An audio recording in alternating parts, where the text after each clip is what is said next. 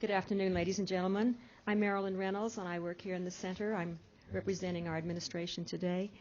I'm very happy to welcome Dr. Kelly Ogden, who's going to be our lecturer today. We'll begin with a prayer by Jackie Cannon, an IAS major, and then I will introduce Dr. Ogden.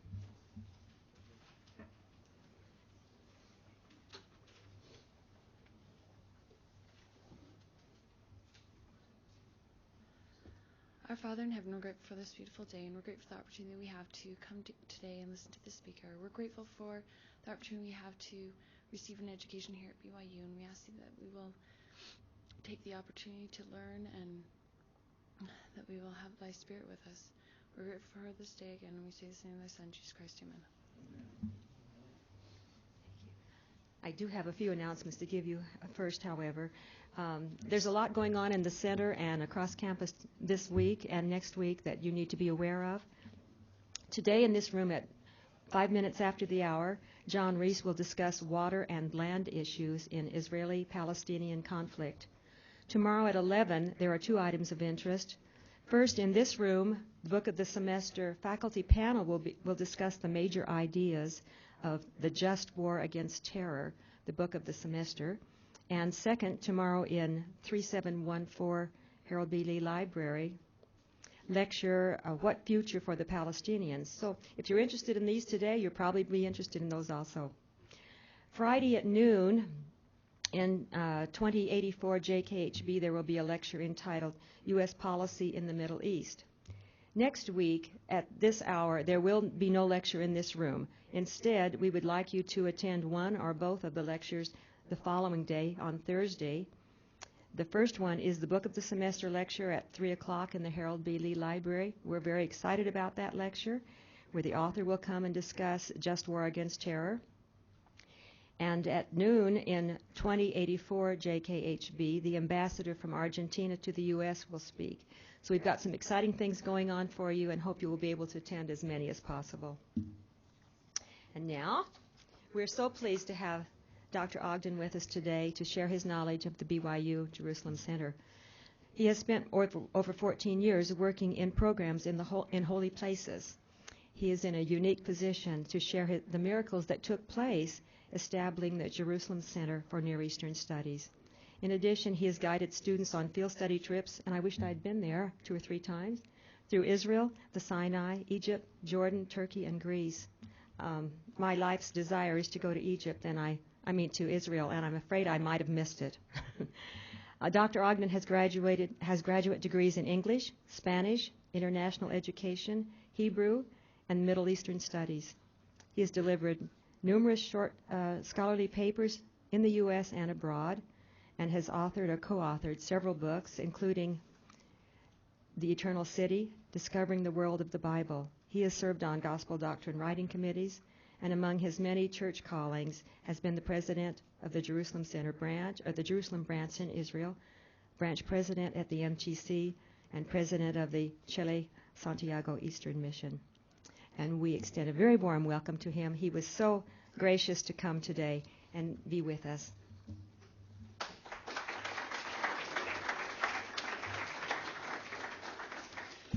Thank you. Delighted to be with you. I've had a little note on my desk to be here in this room at 1 o'clock today because for years, for decades, I've been following especially 2 key issues in the Near East. I have a big file on the Temple Mount and on water issues, and anxious to hear what happens in the next hour or two, but delighted to be with you now. One of the courses I teach on campus includes study of the miracles of Jesus. It wasn't so long ago that I realized I had seen with my own eyes one of Jesus' miracles in the creation of this Jerusalem Center of Brigham Young University. So you get to see something unique here during the next 40 minutes or so. I'm the only one that has a complete collection of photos from beginning to end of that whole project, and you get to see it right now. If the lights will be turned off, we'll get started. The northern end of the Mount of Olives has its own name, besides Mount of Olives, Mount Scopus, overlooking. And that's where a piece of property was secured to construct. Right in the middle of the top of that photo is a 5-6 acre area that will become the site of our Jerusalem Center. Zeroing in a little closer there, you got the Augusta Victoria Hospital right in the middle of the Mount of Olives, over on the far right. Then this whole area right in the middle, just weeds, nothing but weeds for centuries. This sign says Medinat Yisrael, the future site of the Jerusalem Center for Near East. No, I'm just kidding. It says Israel Lands Authority, entrance forbidden, actually. But it's just a bare spot for many years until a little handful of Latter-day Saints come along and propose to use that ground.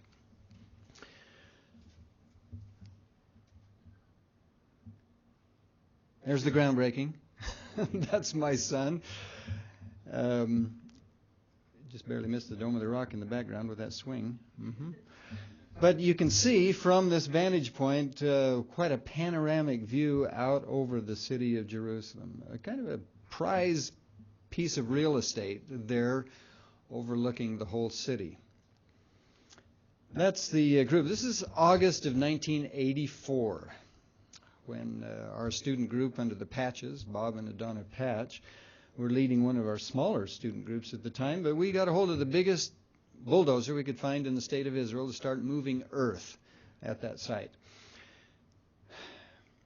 And we quickly realized that, we were watching carefully, because if we bumped into anything by way of antiquities, back in the Byzantine period alone, there were 35 churches, Christian churches, all over the Mount of Olives. So much building over the ages on all of the Mount of Olives, so we were concerned if the bulldozer bumped into any foundations of any buildings, it might that'd bring in the archaeologists, and it might delay indefinitely or maybe even permanently the opportunity to build there. So as we watched the earth being moved, we were surprised at finding that nothing was there.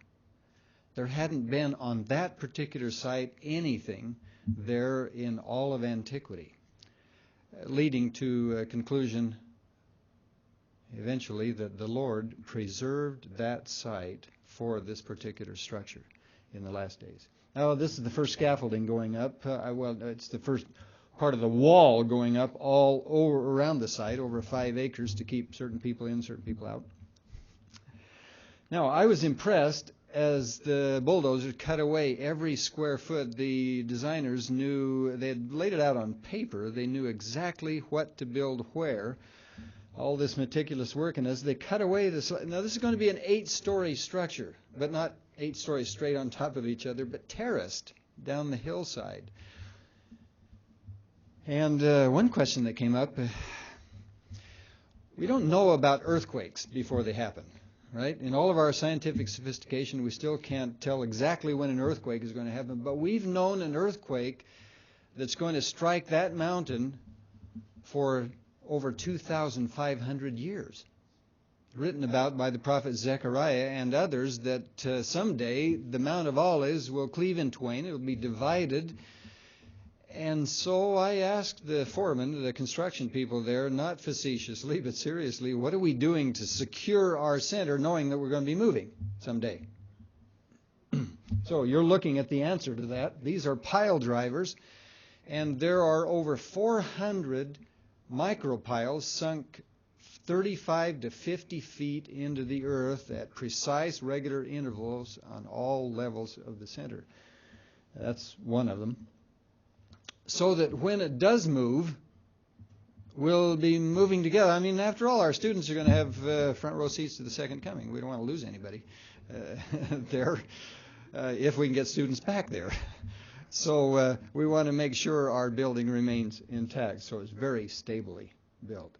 First scaffolding going up, and the first rooms of the center completed were the 2 bomb shelters.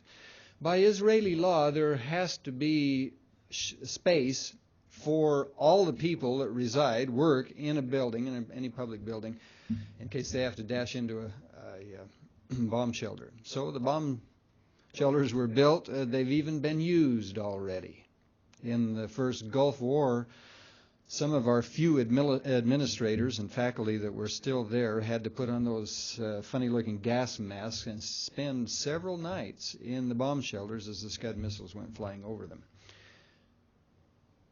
And now those bomb shelters have washers and dryers and ping pong tables and things like that. It's not wasted space, but it is there in case it needs to be used. Now, we had to build 2 huge cranes into place there to lift materials, and being adventurous as I am, one day I climbed to the top of one of those to take pictures, and decided the best caption for this picture would be, "Below is matter unorganized."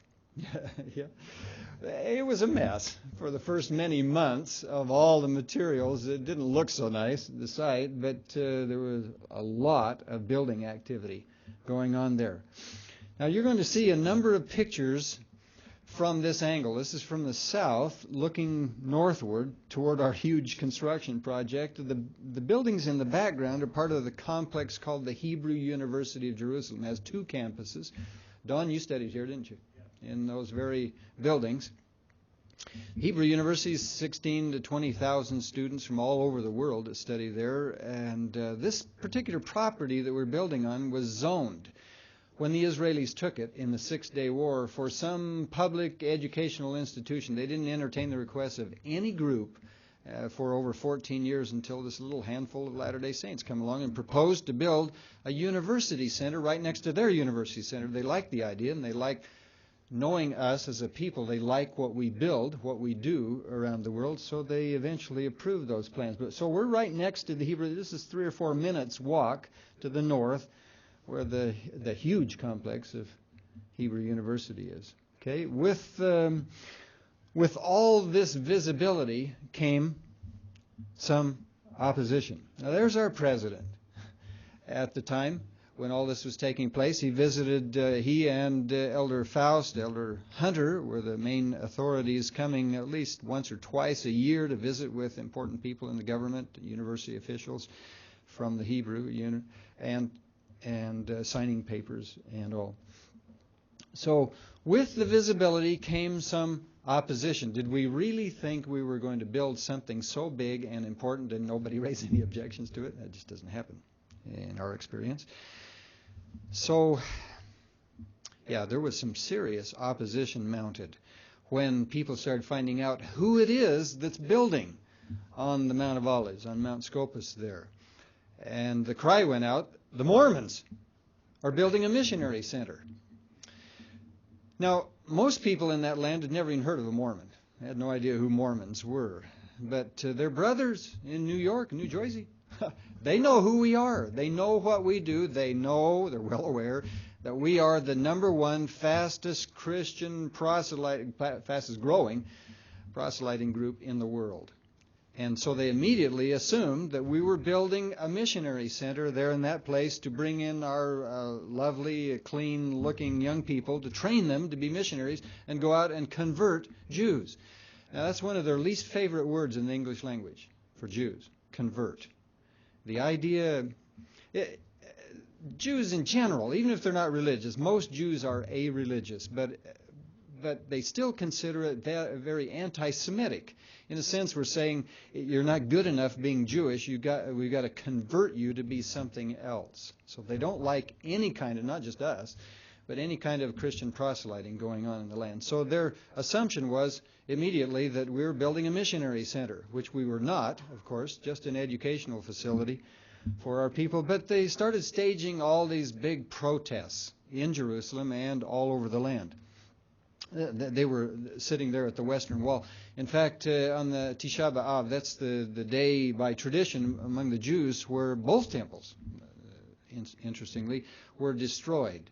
The first temple, Solomon's, and the second temple here on the same day of the year. And on that particular day, rather than gather there at the Western Wall to celebrate and dance and rejoice, they're sitting there, they sit and mourn the loss of their ancient temple. But in this case, they're not only mourning the loss of their temple, they're mourning the fact that Mormons are building a missionary center up there, looking down, as they like to put it, looking down on our sacred Temple Mount.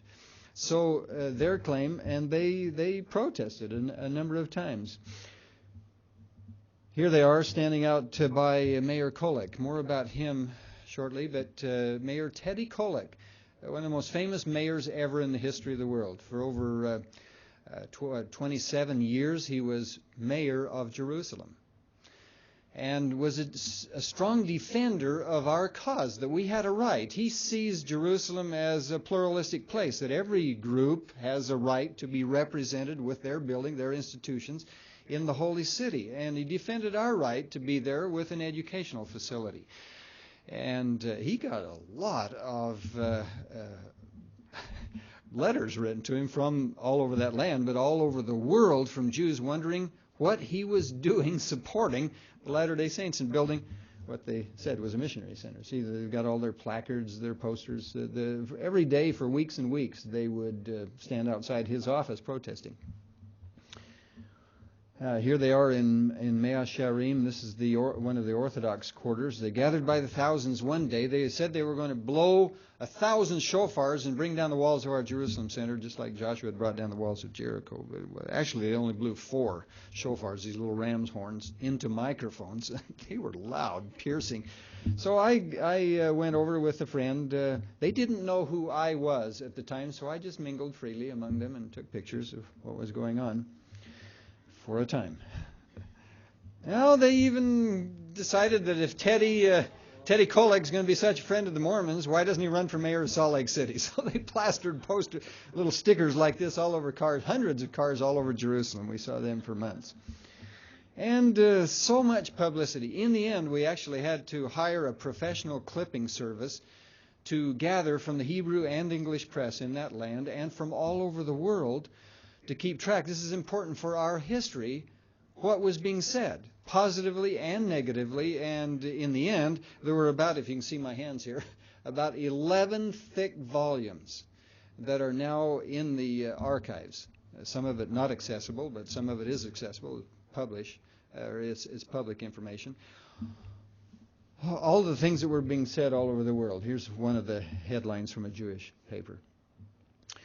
Various protests around, right next to our center. They often protested. Here they come by the thousands one afternoon. I don't know how many buses we saw disgorging all these people there to gather to protest. They had some real friendly signs there.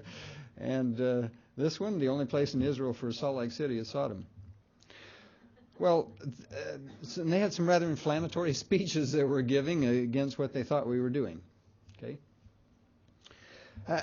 In front of the Galbraiths, David Galbraith, the resident director, and I was his associate director of the Jerusalem Center at the time, in front of the Galbraiths and Ogden, some of the Orthodox Jews jumped out of their vans and held up their placards and protested out in front of our homes a number of times. Some of the phone calls got so bad that we even had to put an answering service on our telephones and got recordings of some very interesting threats, and all made to, we're going to get your children, we're going to burn down your Jerusalem Center. We always smiled at that one. It's solid stone, inside and out. But anyway, they even started writing things, handwriting all over the currency, the bills that were circulating in the land at the time. Then they got a little fancier, and they got some stamps made. You see up there in the left side of the upper one, and in purple down here, the lower one, the 5 shekel bill, it says, Universitat HaMormonit, Sakana LaLeumit. Danger. The Mormon University, a danger to our people. So they started writing things all over their money, even that circulated at the time. Well, they even brought in, for one of the demonstrations, they brought in the top Orthodox singing group from New York City. They flew them in with all their equipment, these huge speakers, and they set up. They sang mostly in Hebrew, but one particular song the group wrote about our cause here, our center, that they entitled "Jerusalem is Not for Sale," and they sang it there. It had some rather inflammatory lyrics to, like, "You better run for your life back to Utah overnight before the mountaintop opens to swallow you inside," etc. interesting things they had to sing. But here they are gathered by the thousands right between us. I'm standing where our center is being built, taking this picture, and they're at the Hebrew University up right between us. They're protesting. They even had to bring in the border police one day to make sure there's no conflict between the two groups there. As you can see, it was a tough job for them that day. To their credit, the Orthodox, they never got physically violent with us, but they did get verbally violent. They just wanted to state what they felt, how they objected to what they thought we were doing. And they made their case. Okay? So there they are, gathered. The newspaper the next day just saw it for what it was, a big musical picnic out there. And then all of the major news magazines, Time, Newsweek, and all had articles about the fact that Jews were having problems not only with Muslims, but also with Mormons in their holy city. So here's the headline of one of the top Jewish newspapers in the United States with a picture, a photo of our nearly completed center there. So there was a lot said in the press by way of accusation. They accused us of having secret financial links with the Jerusalem Foundation, of bribing the mayor, and they accused us of being associated with the Nazis in World War II, and they accused us of being associated now with the Ku Klux Klan in America. And they accused us of bringing our beautiful blonde girls from Utah to lure away the Hebrew University boys next door. And they, no kidding, I have a copy of this one. One of the headlines was, Mormons will bring AIDS to Israel. Well, what they were trying to do is any way they could to mount the opposition, to get people to oppose what they thought we were building, a missionary center, which we were not. We're a people of integrity. We said exactly what we intended to do, and they've seen now over many years that we are doing just what we said we wanted to do. Well, as I mentioned, the two of the brethren most involved in this project over the years were Elder Hunter and Elder Faust. You see Fred Schwendeman, a former vice president of BYU, and in the red cap, Bob Smith, also a former vice president of BYU. They were both retired, but they were there living with us for years in helping with the construction project. Here's Bob Smith on the right there, who's recently president of the Provo Temple here too, and Elder Faust. Looks like Elder Faust just heard something about what something cost. Okay. Beautiful facility. Our students were living for 9 years. Our student program was conducted at Ramat Rachel, a kibbutz guest house at the south end of the city. When we brought those students over to see what the future students would be living in, we almost had to pick them up off the floor after they passed out. They couldn't believe that the BYU students would be able to live in something so lovely as what we were building there, given that they had to walk all the way to the end of the halls for years to go to the restroom and stand in the showers with plastic buckets to stomp on their clothes to a washing machine. I mean, it was a little more primitive for some time until we had our center built. Okay, as I said, it looks like a mess. For the first many months of construction, that's our auditorium just beginning. And now, at peak construction time, there were about 300 workers on site. About 60% Arab, 40% Jew. And all through the years of the construction and the operation of the center, somebody had to show the rest of people in the Near East that it's possible to live and work together peacefully. So we've always had Jews and Arab Palestinians and Christians, Latter-day Saints, working together in that center for years. Here you see some Arab workers chipping away at the beautiful local limestone. This is a 125,000 square foot building, solid stone inside and out, and it's faced with this limestone that's hand chipped. There's no machine that does that. Each worker has its own style of chipping away the stone. There's David Galbraith being interviewed by CNN. We'd sort of heard those three initials before this, but now everybody in the world knows what CNN is. But they were interested as they heard this big story arising out of the Holy Land in getting the scoop. So they're interviewing David Galbraith there, where the center's under construction. Okay, it's going up. The first 5 levels, the square rooms you see, are student housing. And then there are classrooms and offices. Then there's a cafeteria and upper auditorium. I'll show you several pictures as the construction progresses. Again, the big Hebrew University complex right behind us. From various angles you see the construction. Okay. There's the first landscaping going in, the first olive trees planted. That's my boy, who's now here at the university, 25 years old, who's becoming an expert in Arabic. He's actually translating Arabic documents every morning at 4 o'clock for the U.S. government right now, having top secret clearance to get in the secret internet and all. But he grew up speaking a little Hebrew, and now he's into Arabic. Okay.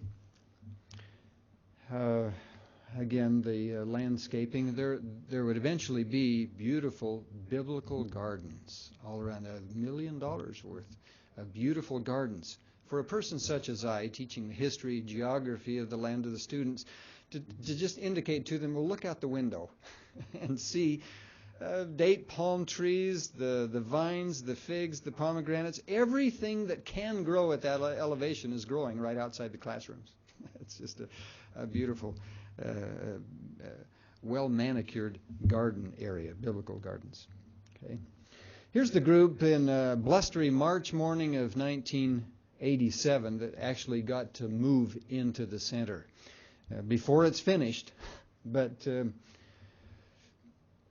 there they are, David Galbraith and a bunch of happy students moving what few possessions we had, mostly library books and a piano, and that's about it. We didn't have a lot at that time in our program.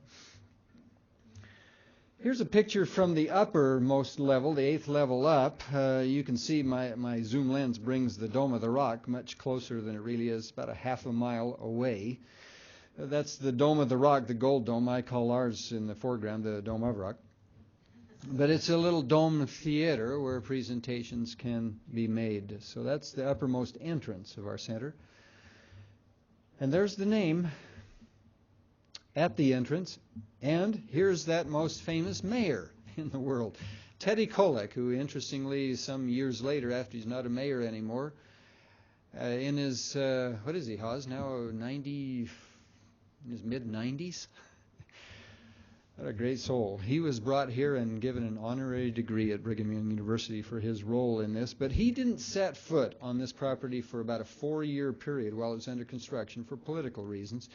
But when it was all finished and President Hunter and Elder Faust and President Holland were all there to celebrate its completion, he wanted to come and see what we had accomplished. And there you see him with several leaders of the church and the university. And they took him right into the upper auditorium, the mayor, to see the beautiful $500,000 organ that was built in Scandinavia, brought and built into place there, a beautiful Marcusan organ with its trumpet pipes like a trump sounding over Jerusalem. So the mayor, being guided there by President Holland, really liked what he saw. So there's pretty much the finished product. In the early 1990s, there's still more landscaping going around. All the vegetation will grow up and kind of soften the effect of such starkly bright limestone. But that's essentially the structure now. The last pictures I took before coming back here to remain here in the faculty. Okay. So there's the uppermost level with the Tower of the Ascension, a traditional place where Jesus ascended into heaven after his resurrection. This is springtime. I mean, everything's green around there. You see the mount, the Holy Mount with the Dome of the Rock off to the right center there. And just 5 miles to the south, beyond those trees, farthest in distance is where Bethlehem is. So there's our center, the uppermost part, and then it's terraced all the way down the hillside you can't see. I found this old engraving from the mid 1900s, and I thought, man, that picture's right from where our center sits, same angle. So here's some happy people in the upper part of the center when upon completion of the building.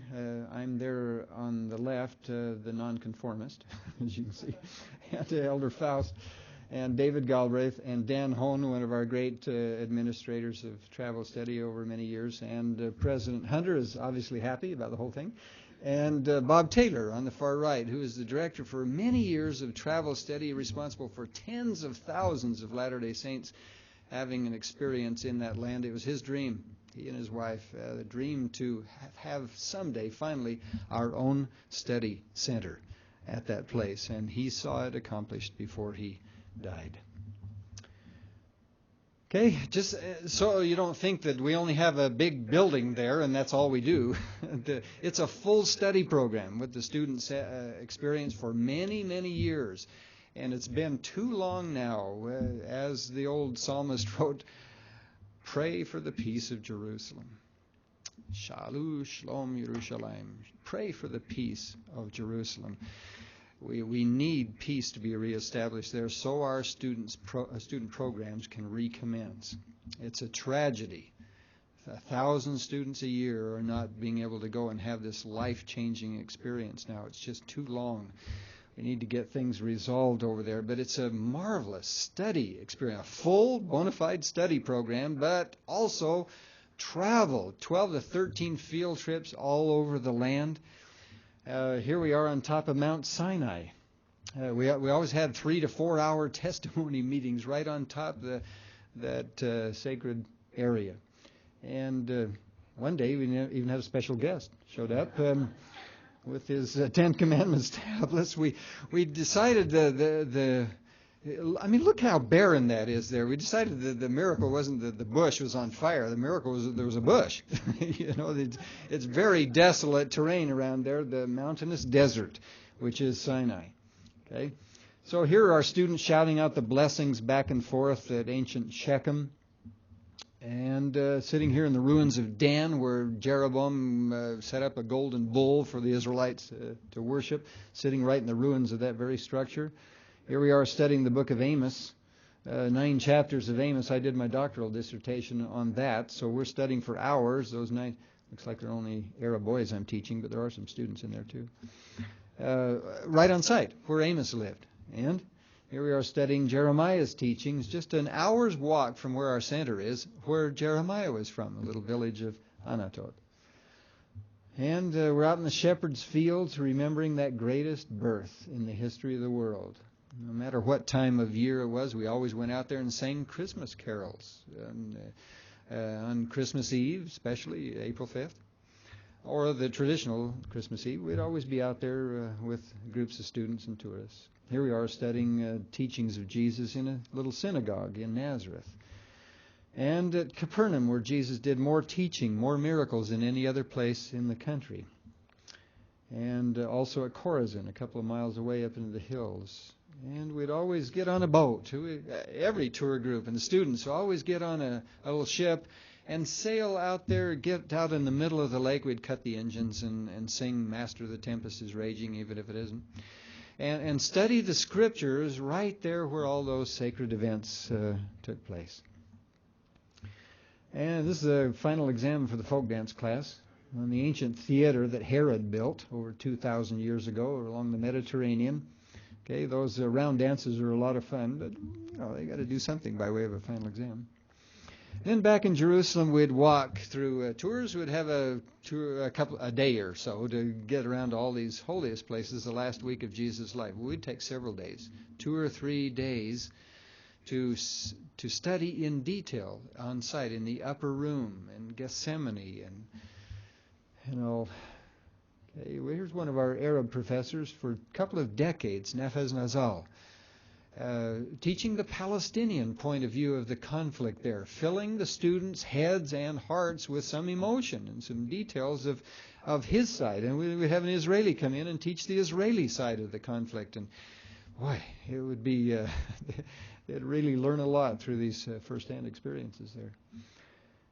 Okay, here's Dr. Nazal taking the students on a tour of the mount there with the Dome of the Rock. It's been sitting there for 1,300 years, that beautiful shrine. David Galbraith, our director, teaching some political science also, studying on the Mount of Olives there, and studying, overlooking the valley where David killed Goliath. We're studying about the Goliaths in our lives. Students had a chance to work in the banana fields for years around the Sea of Galilee.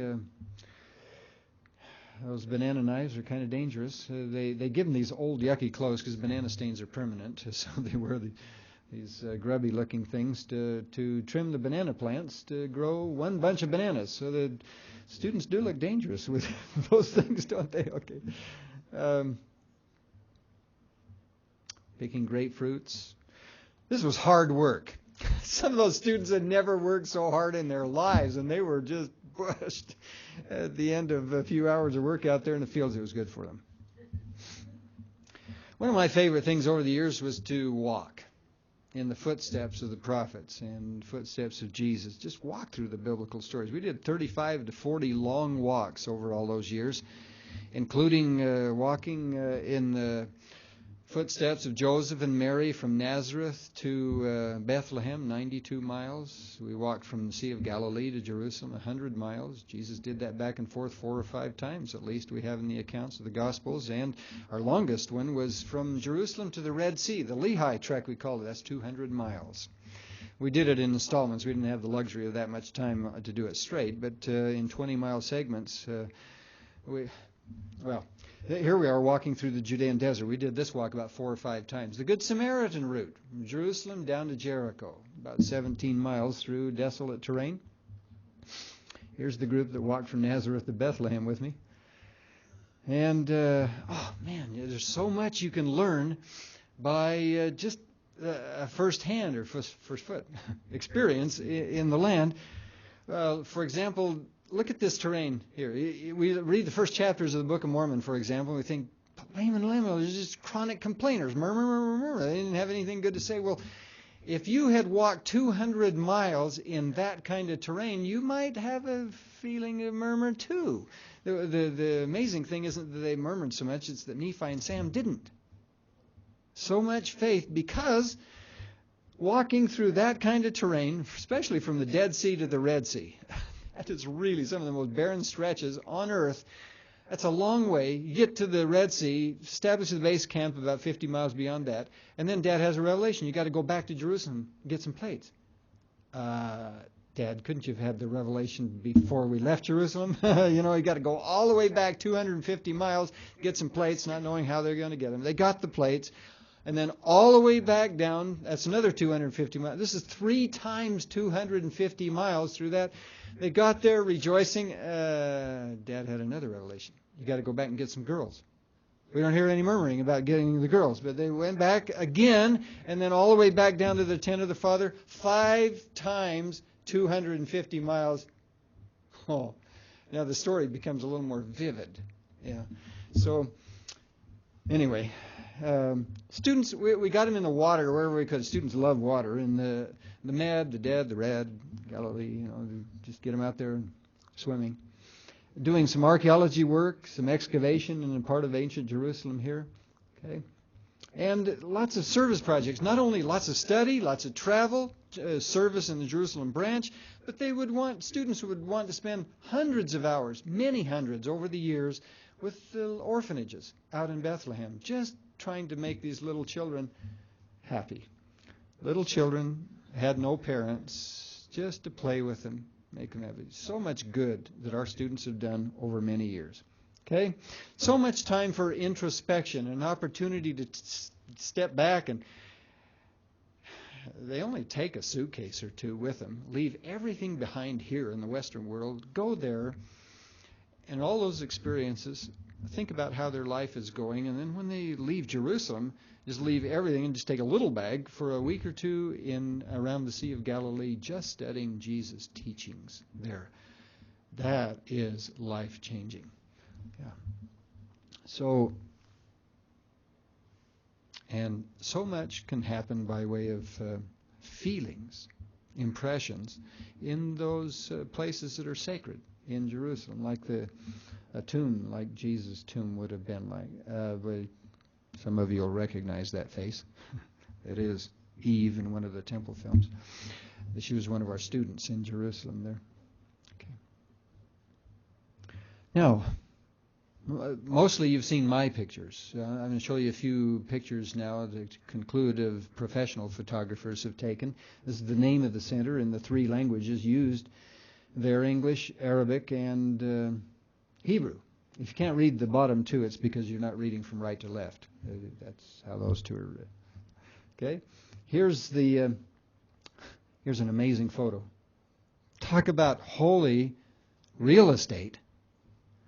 Jews, the holiest place in the world to them, their western wall, the Wailing Wall, many people call it down there, and then the Dome of the Rock sitting above that, and our Jerusalem Center there in the background.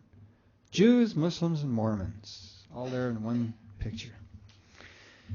Here are a couple of Palestinians walking right next to the Dome of the Rock, where you see our center there in the background. Okay, next. Here's an aerial photo, what the center looks like. Again, the Dome of the Rock on the mount and our center there up at the top. Here's the moon over the center. And the big arches out in front of our upper auditorium. Evening comes. One of the names is Jerusalem, the Golden City. When the sun sets in the west, casts a golden hue over that limestone. In this, each student room has 4 beds, and a student can sit at the desk there and be studying and just turn the head to the right and look straight over at the mount where the temples were anciently, where the Dome of the Rock is now.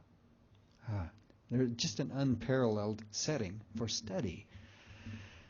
This is the concourse right through the middle of the center at 8 levels again. This is 5. There is elevator service down to level 5 for those who need it, but it's just a lot of stairs. This fellows always lived on the 1st level, and the library's on the 8th level. And it's climbing Mount Sinai 4 or 5 times a week, just going up and down the center there.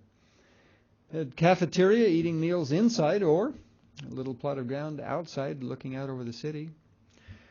There's the gymnasium, a folk dance class going on, and a classroom, an evening class happening in the center. The parking facility for about 44 vehicles. This is our lower auditorium, the forum we call it. It's where I taught most of my classes because it's the only room in the whole center that can be totally blackened. There are no windows in there, about between 300 and 400 seats. Beautiful facility. The upper auditorium is immediately above it. Okay, here's the uppermost level.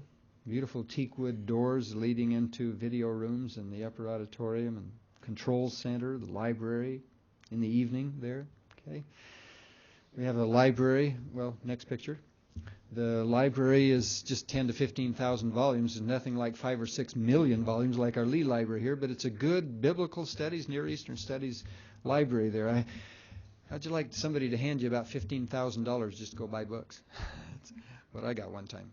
Just all this money to go supply this library.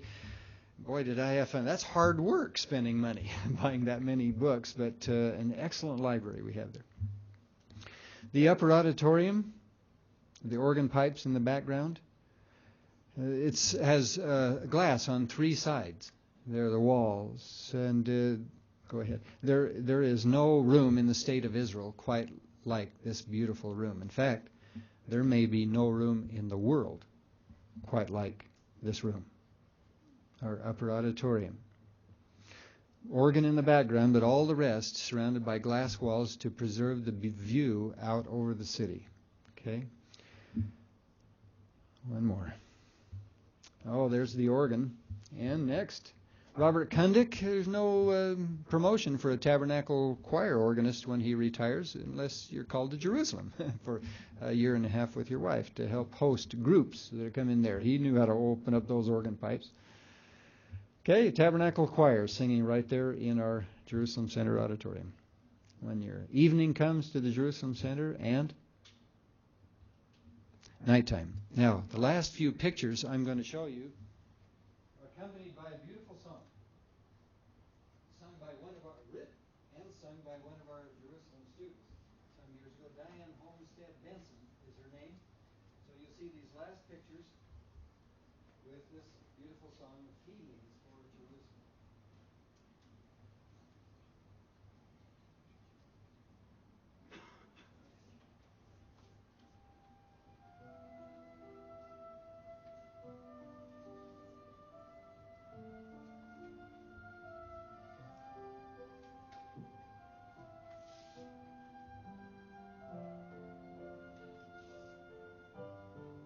Jerusalem, how sweet